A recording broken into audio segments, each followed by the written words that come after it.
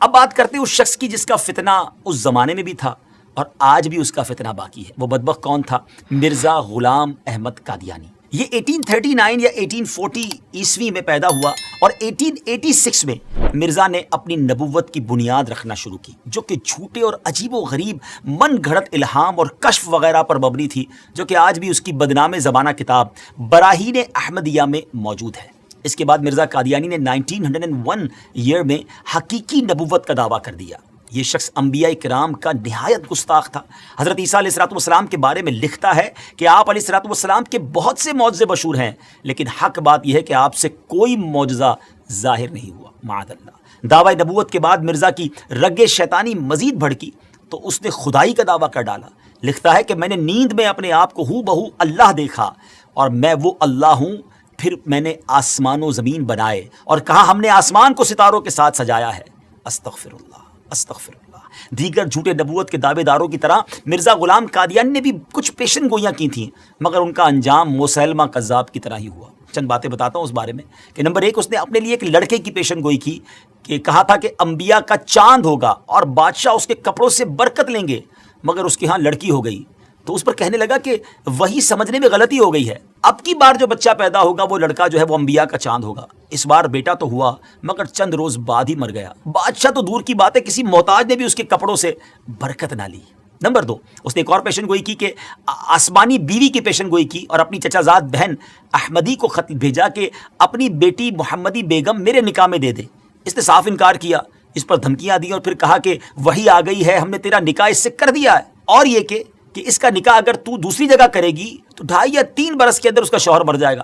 مگر اس خدا کی بندی نے اس بدبخت کی ایک نہ سنی اور سلطان محمد خان سے نکاح کر دیا. وہ آسمانی نکاح دھرا کا دھرا ہی رہ گیا، کچھ بھی نہ ہوا، وہ شوہر نہ مرا اور نہ کچھ اور ہوا. اللہ اکبر. ناظرین، جھوٹوں کا یہی انجام ہوتا ہے. بہرحال مرزا غلام احمد قادیانی نے قانون کا امتحان دیا، لاء کا امتحان دیا، ٹیسٹ دیا، مگر فیل ہونے پر تعلیم سے اس کا دل اچاٹ ہو گیا. کمزوری دل و دماغ کا مرض پوری عمر رہا. کئی بیماریاں اس کی زندگی میں اس کے ساتھ تھیں. 26 مئی 1908 میں یہ لاہور میں اس کو ڈائریا ہوا اور گندگی کے عالم میں. جی ہاں، جب اس کا آخری وقت آیا تو وہ واش روم میں تھا، گندگی میں لت پت تھا اور لوگ اس کی لاش کو دیکھ کر یوں سمجھیے کہ عبرت کا نشان اس کی لاش بن گئی. ناظرین، یہ ہے جھوٹے نبی کا انجام.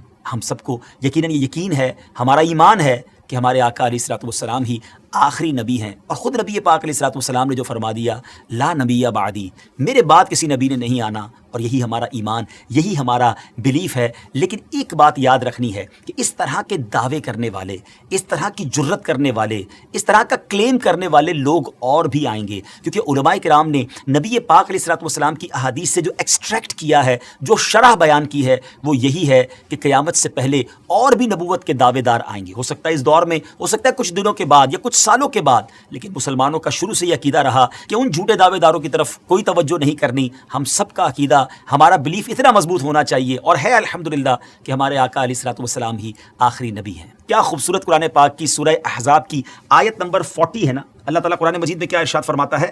ما کان محمد ابا احد من رجالکم ولکن رسول اللہ وخاتم النبیین وکان اللہ بکل شیء علیما.